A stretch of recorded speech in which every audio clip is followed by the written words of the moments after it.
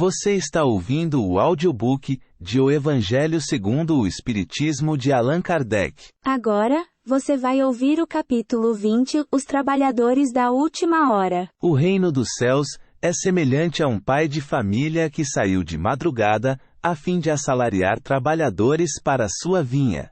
Tendo convencionado com os trabalhadores, que pagaria 1 denário a cada um por dia, mandou-os para a vinha.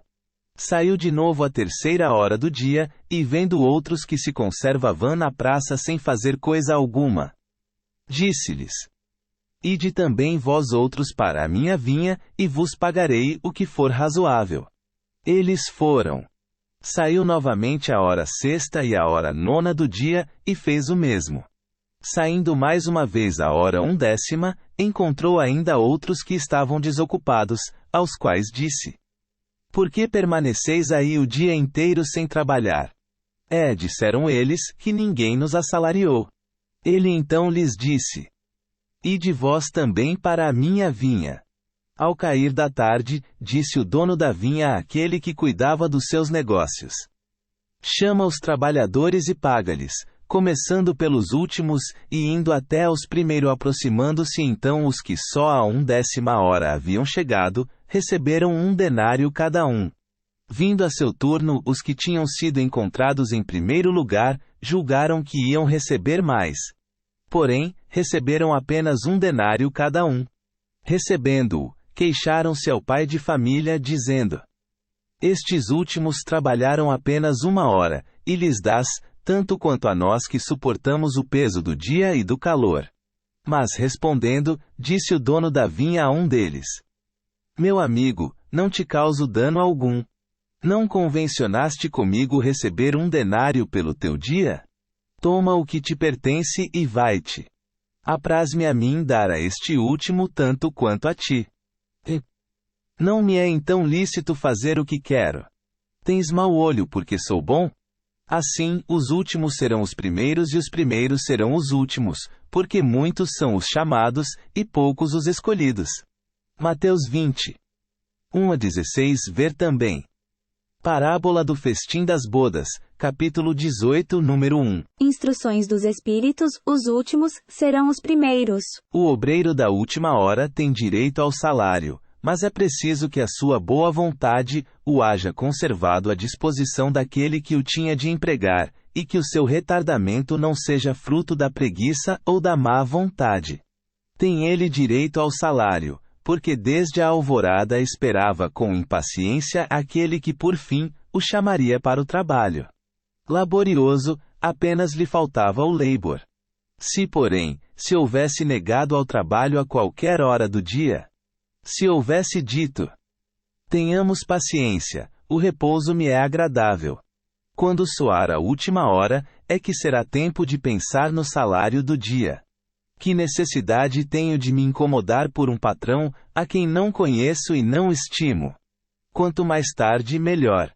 Esse tal, meus amigos, não teria tido o salário do obreiro, mas o da preguiça. Que será, então, daquele que, em vez de apenas se conservar inativo, haja empregado as horas destinadas ao labor do dia em praticar atos culposos? Que haja blasfemado de Deus, derramado o sangue de seus irmãos, lançado a perturbação nas famílias, arruinado os que nele confiaram, abusado da inocência, que, enfim, se haja cevado em todas as ignominias da humanidade? Que será desse? Bastar-lhe, a dizer a última hora: Senhor, empreguei mal o meu tempo. Toma-me até ao fim do dia, para que eu execute um pouco, embora bem pouco, da minha tarefa, e dá-me o salário do trabalhador de boa vontade? Não, não. O Senhor lhe dirá: Não tenho presentemente trabalho para te dar. Malbarataste o teu tempo. Esqueceste o que havias aprendido. Já não sabes trabalhar na minha vinha. Recomeça, portanto, a aprender. Quando te achares mais bem disposto, vem ter comigo, e eu te franquearei o meu vasto campo, onde poderás trabalhar a qualquer hora do dia. Bons espíritas, meus bem-amados, sois todos obreiros da última hora. Bem orgulhoso seria aquele que dissesse: Comecei o trabalho ao alvorecer do dia, e só o terminarei ao anoitecer. Todos viestes quando fostes chamados, um pouco mais cedo, um pouco mais tarde, para a encarnação cujos grilhões arrastais. Mas há quantos séculos e séculos o Senhor vos chamava para a sua vinha, sem que quisesseis penetrar nela. Eis-vos no momento de embolsar o salário. Empregai bem a hora que vos resta, e não esqueçais nunca que a vossa existência, por longa que vos pareça, mais não é do que um instante fugitivo na imensidade dos tempos que formam para vós a eternidade. Constantino, Espírito Protetor. Bordeaux 1863. Instruções dos Espíritos, os últimos, serão os primeiros.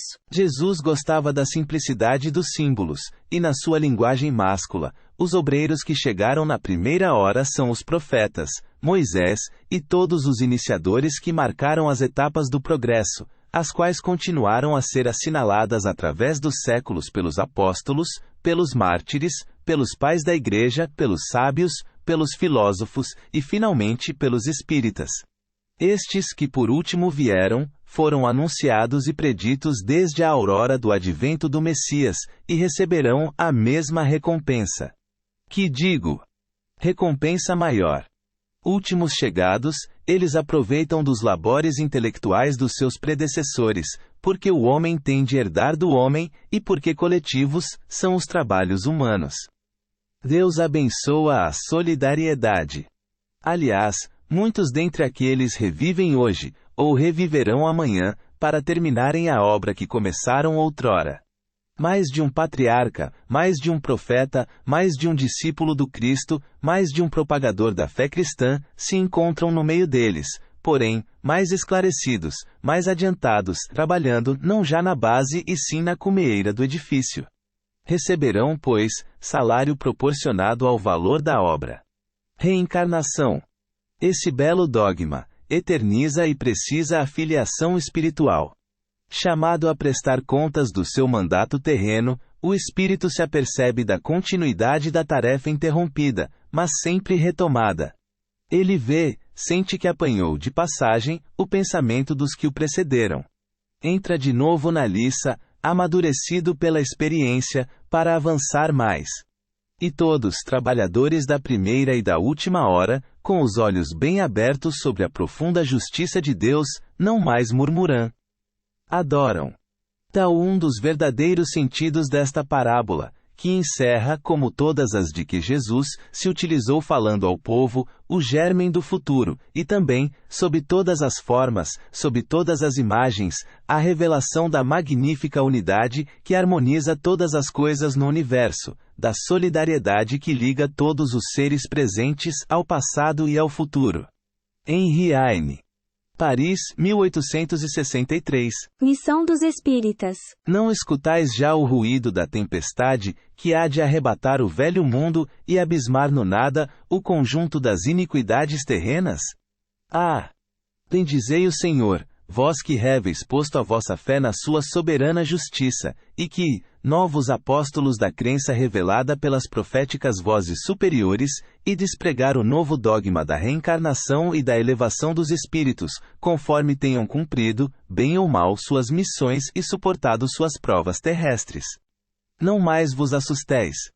As línguas de fogo estão a assobiar e as vossas cabeças. O verdadeiros adeptos do Espiritismo. Ponto. Sois os escolhidos de Deus. Ide e pregai a palavra divina. É chegada a hora em que deveis sacrificar à sua propagação os vossos hábitos, os vossos trabalhos, as vossas ocupações fúteis. Ide e pregai. Convosco estão os espíritos elevados. Certamente falareis a criaturas que não quererão escutar a voz de Deus, porque essa voz as exorta incessantemente à abnegação. Pregareis o desinteresse aos avaros, a abstinência aos dissolutos, a mansidão aos tiranos domésticos, como aos déspotas. Palavras perdidas, eu o sei. Mas não importa. Faça mister regueis com os vossos suores, o terreno onde tendes de semear, porquanto ele não frutificará, e não produzirá senão, sob os reiterados golpes da enxada e da charrua evangélicas. Ide e pregai. Sim, vós todos, homens de boa fé, conscientes da vossa inferioridade em face dos mundos disseminados pelo infinito. Ponto. Lançai-vos em cruzada contra a injustiça e a iniquidade. Ide e proscrevei esse culto do bezerro de ouro, que cada dia mais se alastra. Ide, Deus vos guia. Homens simples e ignorantes, vossas línguas se soltarão, e falareis como nenhum orador fala. Ide e pregai, que as populações atentas recolherão ditosas as vossas palavras de consolação, de fraternidade, de esperança e de paz. Que importam as emboscadas que vos armem pelo caminho? Somente lobos caem em armadilhas para lobos, porquanto o pastor saberá defender suas ovelhas das fogueiras imoladoras. Ide, homens, que, grandes diante de Deus, mais ditosos do que Tomé, crede sem fazerdes questão de ver e aceitais os fatos da mediunidade, mesmo quando não tenhais conseguido obtê-los por vós mesmos. Ide, o Espírito de Deus vos conduz. Marcha, pois, avante, falange imponente pela tua fé. Diante de ti os grandes batalhões dos incrédulos se dissiparão, como a bruma da manhã aos primeiros raios do sol nascente. A fé é a virtude que desloca montanhas, disse Jesus. Todavia, mais pesados do que as maiores montanhas, jazem depositados nos corações dos homens a impureza e todos os vícios que derivam da impureza. Parti então, cheios de coragem, para removerdes essa montanha de iniquidades que as futuras gerações só deverão conhecer como lenda, do mesmo modo que vós, que só muito imperfeitamente conheceis os tempos que antecederam a civilização pagã. Sim, em todos os pontos do globo vão produzir-se as subversões morais e filosóficas. Aproxima-se a hora em que a luz divina se espargirá sobre os dois mundos. Ide, pois, e levai a palavra divina. Aos grandes que a desprezarão, aos eruditos que exigirão provas, aos pequenos e simples que a aceitarão. Porque, principalmente entre os mártires do trabalho, desta provação terrena, encontrareis fervor e fé. Ide. Estes receberão, com hinos de gratidão e louvores a Deus, a santa consolação que lhes levareis, e baixarão a fronte, rendendo-lhe graças pelas aflições que a terra lhes destina. Arme-se a vossa falange de decisão e coragem. Mãos à obra. O arado está pronto. A terra espera. Arai. Ide e agradecei a Deus a gloriosa tarefa que ele vos confiou. Mas atenção! Entre os chamados para o Espiritismo, muitos se transviaram. Reparai, pois, vosso caminho e segui a verdade. Pergunta: se entre os chamados para o Espiritismo, muitos se transviaram, quais os sinais pelos quais reconheceremos os que se acham no bom caminho? Resposta: reconhecê-los, eis pelos princípios da verdadeira caridade que eles ensinarão e praticarão. Reconhecê-los, eis pelo número de aflitos a que levem consolo. Reconhecê-los, eis pelo seu amor ao próximo, pela sua abnegação, pelo seu desinteresse pessoal. Reconhecê-los, eis finalmente pelo triunfo de seus princípios, porque Deus quer o triunfo de sua lei. Os que seguem sua lei, esses são os escolhidos, e ele lhes dará a vitória. Mas ele destruirá aqueles que falseiam o espírito dessa lei, e fazem dela degrau para contentar sua vaidade e sua ambição. Erasto, Anjo da Guarda do Médium. Paris, 1863. Na terceira edição francesa esta mensagem saiu incompleta e sem assinatura. Completamo-la em confronto com a primeira edição do original. A editora da FEB, em 1948. Os obreiros de Senhor. Aproxima-se o tempo em que se cumprirão as coisas anunciadas para a transformação da humanidade. Ditosos serão os que houverem trabalhado no campo do Senhor, com desinteresse e sem outro móvel, senão a caridade. Seus dias de trabalho serão pagos pelo cêntuplo do que tiverem esperado. Ditosos os que hajam dito a seus irmãos: trabalhemos juntos e unamos os nossos esforços, a fim de que o Senhor, ao chegar, encontre acabada a obra, porquanto o Senhor lhes dirá: vinde a mim, vós que sois bons servidores, vós que soubestes impor silêncio aos vossos ciúmes e às vossas discórdias, a fim de que daí não viesse dano para a obra. Mas, ai daqueles que, por efeito das suas dissensões, houverem retardado a hora da colheita, pois a tempestade virá e eles serão levados no turbilhão. Clamarão: graça, graça. O Senhor, porém, lhes dirá: como implorais graças vós que não tivestes piedade dos vossos irmãos, e que vos negastes a estender-lhes as mãos, que esmagastes o fraco, em vez de o amparardes. Como suplicais graças, vós que buscastes a vossa recompensa nos gozos da terra, e na satisfação do vosso orgulho.